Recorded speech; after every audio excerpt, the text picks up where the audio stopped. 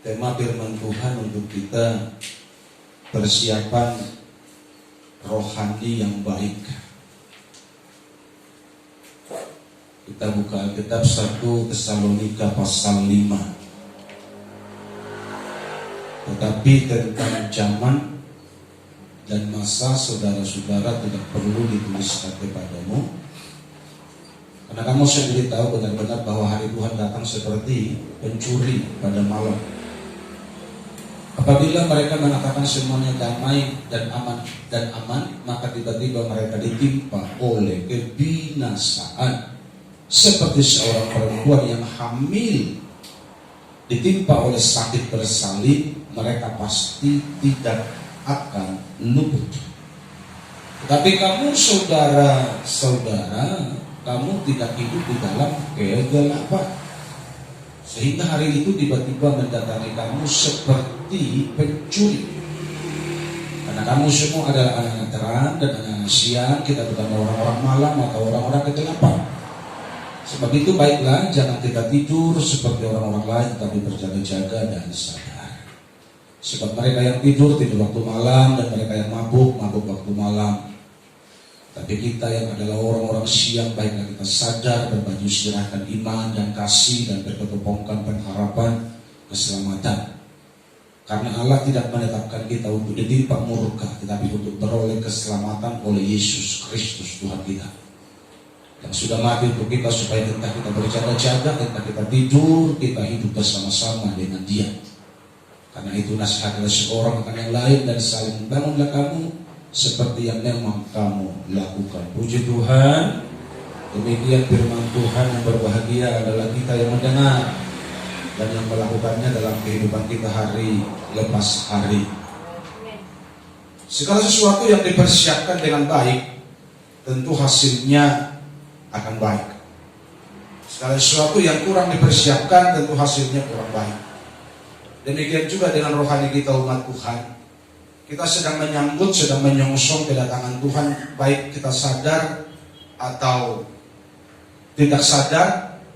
Tetapi yang pasti firman Tuhan bilang Tuhan pasti datang. Soal waktu dikatakan Dia datang seperti pencuri, yang kita tidak tahu kapan Dia datang. Itu kedaulatan Tuhan, tapi Dia pasti datang. Kalau Dia belum datang, kita yang pulang duluan, menyongsong Dia lewat proses kematian tentunya. Tetapi yang pasti kita akan berjumpa dan mempertanggungjawabkan kehidupan kita atas apa yang sudah kita kerjakan, kita lakukan selama kita menumpang di dunia ini.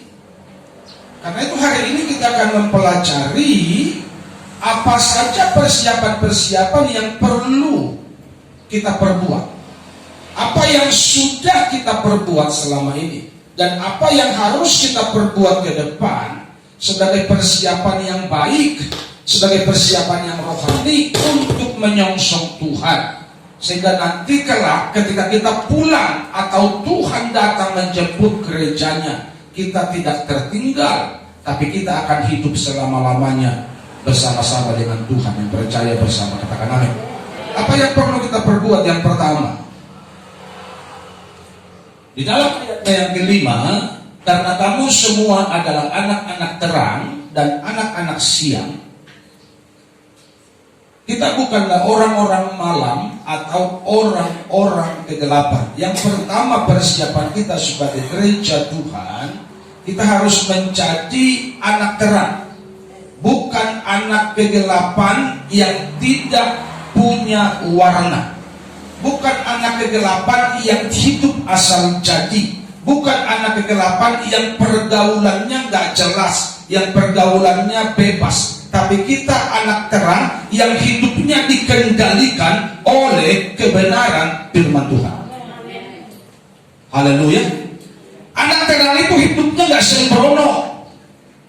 Anak terang itu hidupnya gak suka-suka. Tapi anak terang itu hidup yang dikendalikan oleh kebenaran Tuhan setiap hari.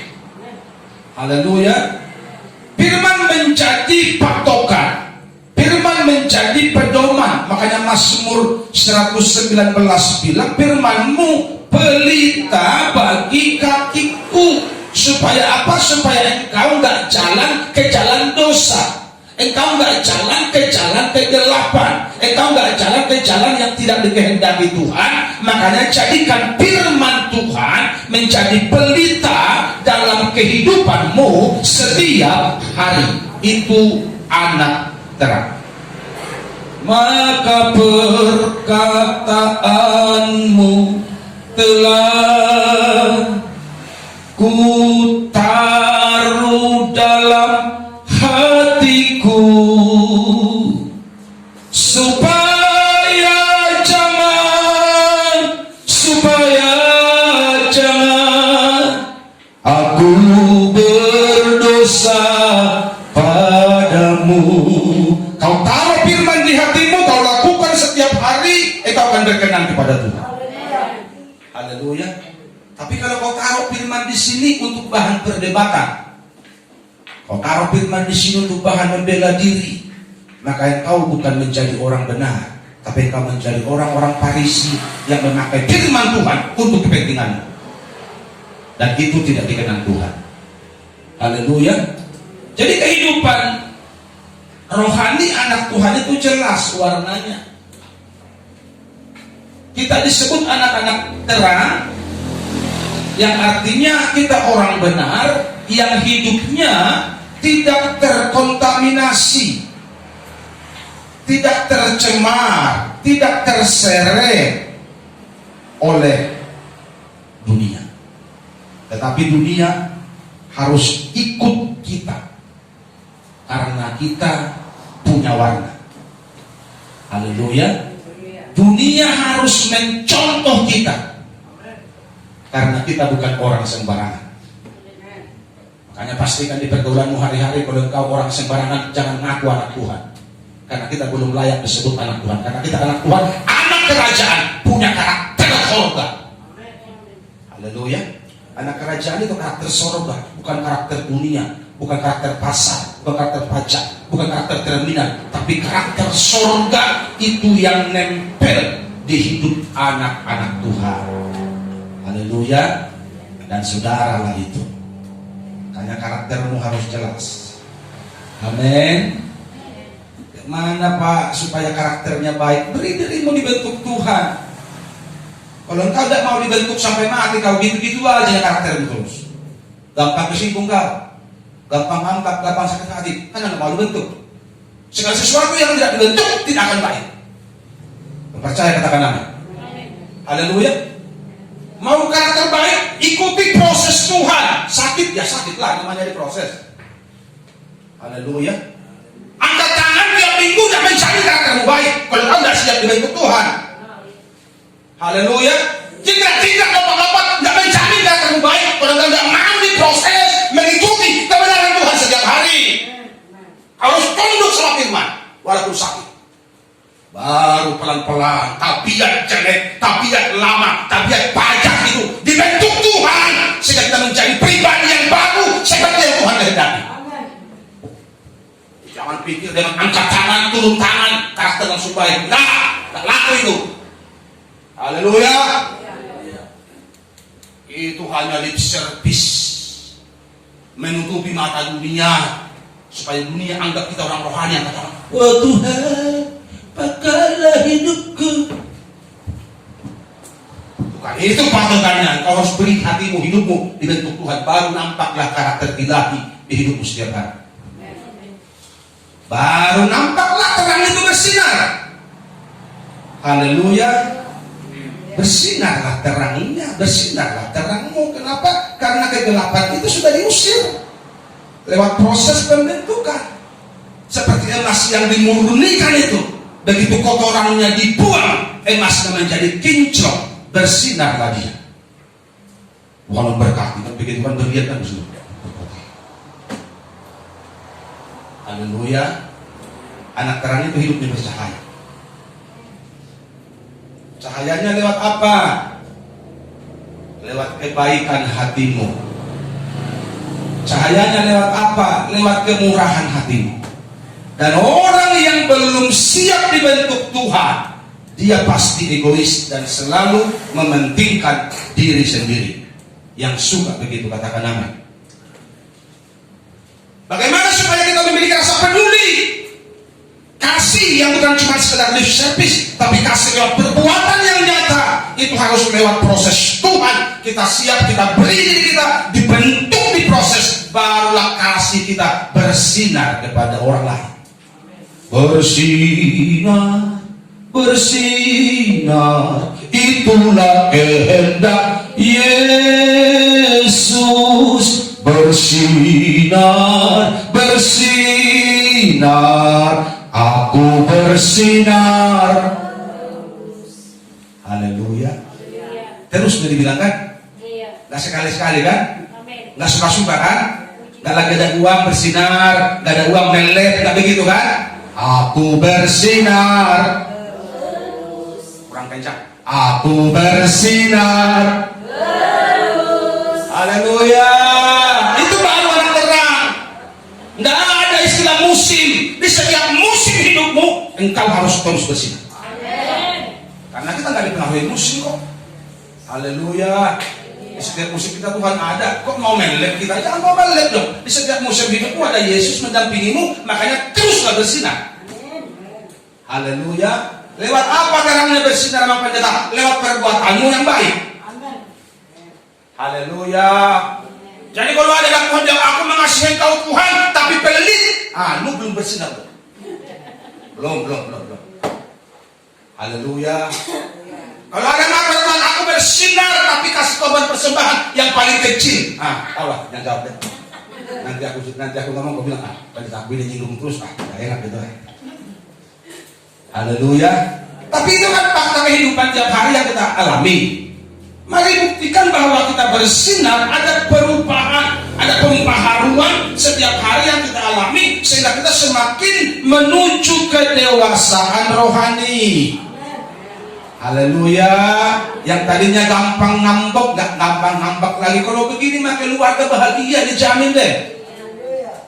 Haleluya. Nggak ada lagi ego-ego. Karena ego itu bagian dari manusia lama. Kalau manusia baru, ego dan kefasikan itu harus dibuang. Olehnya terang kita bersinar. Nampaklah pembaharuan itu di hidup kita. Haleluya. Haleluya. Saudara anak terang, bersinarlah di Simalungun ini, supaya semakin banyak orang percaya kepada Tuhan Yesus.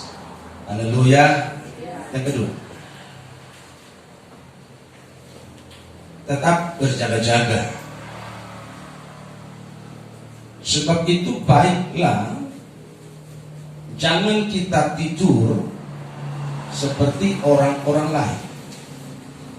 Berarti ada orang Kristen yang tertidur. Katakan amin. Bukan saudara yang saya bilang tertidur kan? Jadi berat kali bilang aminnya. Takut saudara saya bilang saudara tertidur ya gitu. Udah mulai peka rohaninya kalau begitu. Nanti kalau gue bilang amin, aku lagi tidak begitu kan? Tapi menurut ayat ini kan, artinya kan begitu. Janganlah kita tidur seperti orang-orang lain. Berarti ada orang Kristen yang tertidur. Betul begitu kan? Bahkan dengan khotbah juga mungkin suka tertidur. Di sini mah nggak mungkin lah. Khotbah keras begitu kalau sampai tidur lagi nggak tahu lagi. Haleluya. Dan pengkhotbah juga punya strategi bagaimana cara membangunkan orang yang tertidur. Dipelajarinya itu. Dipelajarinya. Bagaimana strategi pengkhotbah untuk membangunkan jemaat yang tertidur. Ada strateginya. Dan itu rahasia pengkhotbah tentunya kan. Jadi ada orang-orang yang tertidur secara rohani walaupun kita sudah ada di akhir zaman. Artinya orang-orang yang tidak peduli dengan perkara-perkara rohani. Orang-orang yang menyibukkan diri dengan perkara-perkara duniawi walaupun mereka mengaku anak Tuhan. Dan orang-orang begini jangan pikir mereka tidak gereja. Mereka tahu Pak Pendeta, pohon itu dikenal dari mana? Gampangnya. Morang kos do pengolum, dan pas do pengolum do firman Tuhan, tandanya tak turun berohani. Yang setuju katakan amin. Simpelnya menilai. Kenapa? Karena anak Tuhan itu dibilang kamu itu suratan yang terbuka. Betul begitu kan? Gampang sebenarnya orang percaya itu dinilai, walaupun bukan tugas kita menghakimi, tapi karena pohon itu dikenal dari buahnya yang adalah gambaran orang percaya, makanya orang percaya itu tidak boleh munafik, karena kemunafikanmu cepat atau lambat pasti kelihatan. Haleluya. Mau ditutupi pakai jubah panjang pun kemunafikanmu pasti akan nampak. Hiduplah apa adanya. Kalau masih minus, Tuhan tolong aku. Masih minus nih. Buka hati buat Tuhan. Oh Tuhan, tolonglah hidupku. Kan begitu. Ini kita pura-pura baik di depan orang. Bicara pura-pura rohani. Padahal kalau di luar sana bahasanya kebun binatang semua yang keluar. Di sini gak ada yang begitu, gak ada yang ngaku. Haleluya. Mari kita berubah. Tuhan sudah mau datang. Dan yang amin. Mari kita berubah. Tuhan sudah mau datang. Haleluya. Ada orang-orang yang tertidur rohani saat sekarang ini. Mengapa? Karena tidak mau mempersiapkan dirinya dengan baik. Besok lah itu kebaktian. Minggu depan lah itu kebaktian. Bulan depan lah itu kebaktian. Masih ada kok hari Minggu lain. Dibuat banyak alasan. Dan mereka tidak sadar bahwa untuk masuk surga itu penuh perjuangan. Kalau engkau sadar untuk ke surga itu penuh perjuangan, saya percaya engkau akan berlomba-lomba untuk berjuang masuk surga. Haleluya. Tapi bagi orang-orang tidak sadar, mereka hanya berpikir dengan aku anggota jemaat, nanti aku mati dia agendai pendeta, masuk surganya aku. Enggak. 1000 pendeta boleh mengagendai engkau. Kalau hidupmu enggak benar, enggak terjamin kau ke surga. Haleluya. Mau pendeta dalam negeri, luar negeri, boleh diundang mengagendai engkau karena uangmu banyak, kau pesan sama anakmu mungkin, sama cucumu, pesan pendeta besar, kasih ampun besar, biar datang mereka. Tidak menjamin kau ke surga kalau hidupmu enggak benar, bro. Kau potong kerbau 100, kau undang dari Semarjarunjung sampai ke Semarimbun menghadiri pestamu, kau kasih pun ongkos pulang, pesta kematianmu, kau kasih pun ongkos pulang sama semua orang. Tidak menjamin kau ke surga kalau hidupmu enggak benar. Walaupun tulangmu datang menasihati, Porsia doau, opung misil cokong gak disurgon, gak sudah. Haleluya. Bagus. Engkau ke surga atau tidak bukan dipengaruhi oleh kata orang. Engkau ke surga atau tidak dipengaruhi oleh sikap hidupmu waktu kau masih hidup. Yang lain semua itu hanya kata-kata penghiburan supaya keluarga tidak kecewa. Kami percaya sudah di surga ini. Oh, keluarga, oh puji Tuhan. Puji Tuhan. Kami tidak ke surga. Waktu surga memang dia penjara. Sedangkan dari gaspek belum tentu masuk. Betul apa salah? Jemaat, betul apa salah? Naringgas itu gereja belum tentu masuk, apalagi malas.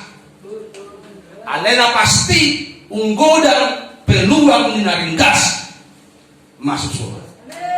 Kan begitu, kan kerajinan kan dihitung, betul nggak? Makanya ada bilang jangan hilangnya kerajinanmu kendor.